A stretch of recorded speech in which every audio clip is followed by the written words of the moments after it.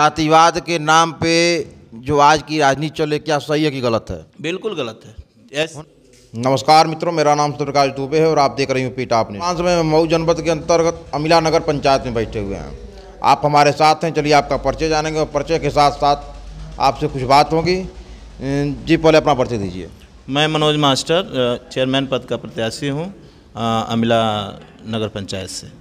आप मनोज मास्टर हैं और चेयरमैन पद के प्रत्याशी हैं अमिला नगर पंचायत से। चलिए इनसे नगर पंचायत के बारे में चर्चा होगी।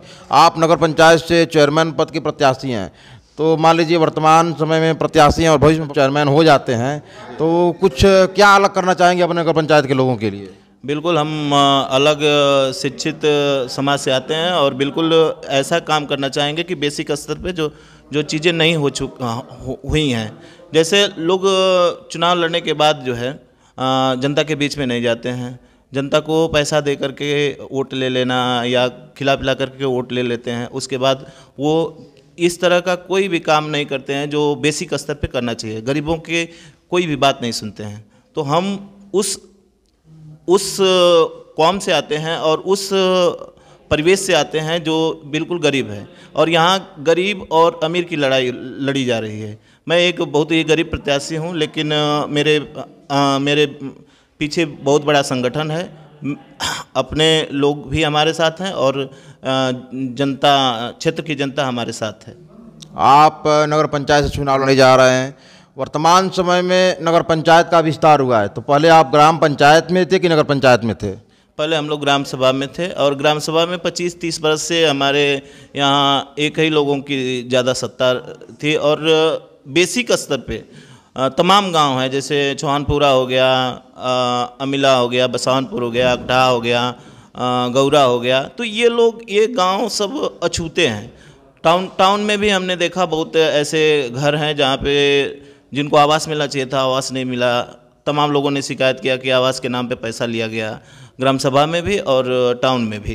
तो इस तरह की कोई घटना हम अगर चेयरमैन हो जाते हैं तो ऐसी कोई चीज़ें नहीं होने देंगे। मतलब आपका कहना है कि आवास के नाम पे अमिला नगर पंचायत या अमिला ग्राम पंचायत में पैसा लेकर के आवास दिया जा रहा था? ऐसे जनता का कहना है, तो जनता के द्वारा सुनी गई बातों को मैं मानता हूं, और निश्चित रूप से इससे कोई ना कोई प्रताड़ित है तभी कह रहा है। कई चैनलों पे चला भी है कि पैसा लेकर के लोगों ने आवास नहीं दिया है, फिर रिटर्न कर दिया है 10,000 20,000 रुपया ऐसे आवास के नाम पे, नाली के नाम पे, और लोगों से पेंशन के नाम पे पैसा लिया जाता है। तो ऐसी चीज़ें हम लोग शिक्षित वर्ग से आते हैं, और जो हम लोग कहते हैं, हम लोग बहुत बड़ा जो है कि घोषणा या बहुत हाई फाई चीज़ें नहीं करते हैं, लेकिन हम लोग करके दिखाने में विश्वास रखते हैं। आप देख रहे हैं नीला गमछा पहने हुए हैं, तो क्या कुछ आसार है का आगे कि भविष्य में आपको टिकट मिल जाए?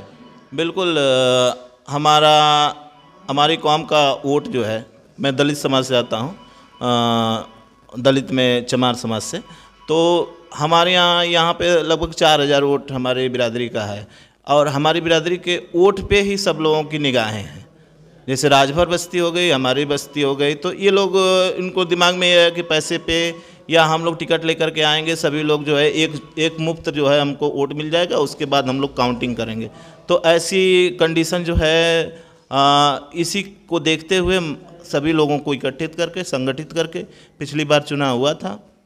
तो आप अभी बताएं कि बिरादरी की बात आ गई, तो मान लीजिए वर्तमान समय की स्थिति देखी जाए तो यूपी में, पूरे यूपी में बिरादरीवाद के ही नाम पे वोट लिया जाता है और सरकार बनाई जाती है। तो क्या ये जो बिरादरीवाद की जाती है सही है? बिल्कुल नहीं सही है, बिल्कुल नहीं सही है। इसीलिए देखिए, हर जगह टिकट लोग नहीं मांग रहे हैं। यहाँ पे बसपा का बेस वोटर है, बेस वोटर की वजह से लोग यहाँ पे टिकट के लिए दावेदारी बहुत तेज़ी से कर रहे हैं। और एक नेता को, या नहीं, एक बिरादरी से नहीं होना चाहिए। एक बिरादरी का कोई नेता नहीं हो सकता, एक बिरादरी से कोई चेयरमैन नहीं हो सकता, एक बिरादरी से कोई प्रधान नहीं हो सकता। लेकिन भविष्य में ये जितने भी लोग चुनाव लड़ रहे हैं, फोकस इसी छोटी कौम पे करते हैं कि आपका वोट हम लेंगे, आपका काम करेंगे, लेकिन हर बार जनता ठगी जाती है। तो जातिवाद के नाम पे जो आज की राजनीति चले, क्या सही है कि गलत है? बिल्कुल गलत है। होना चाहिए? बिल्कुल नहीं होना चाहिए। जातिवाद के नाम पे बिल्कुल नहीं होनी चाहिए। सबको समान अधिकार देना चाहिए और सबको समान तरह से देखना चाहिए। लेकिन होता क्या है, इसका ठीक उल्टा होता है। वोट तो गरीबों का ले लिया जाता है, लेकिन काम धनवानों का किया जाता है। तो यहाँ लड़ाई जो है अमीरी और गरीबी की हो रही है। यहाँ पे लोकतंत्र में यह बात कही गई है कि गरीब से गरीब व्यक्ति भी चुनाव जो है लड़ सकता है। यहाँ पे धन और बाहुबल का बहुत बड़ा बोलबाला है। कोई कह रहा है कि 1 करोड़ रुपया हम फूंक देंगे, कोई कह रहा है 50 लाख रुपया फूंक। अपने नगर पंचायत के जनता से क्या अपील करना चाहेंगे आप? अपनी नगर पंचायत की जनता से यही अपील करना चाहेंगे कि धन पे या जाति पे आप वोट मत करिए। बिल्कुल आप ऐसे प्रत्याशी का चुनाव करिए जो आपका पढ़ा लिखा प्रत्याशी हो और आपकी बातों को आगे तक पहुंचा सके। धन्यवाद।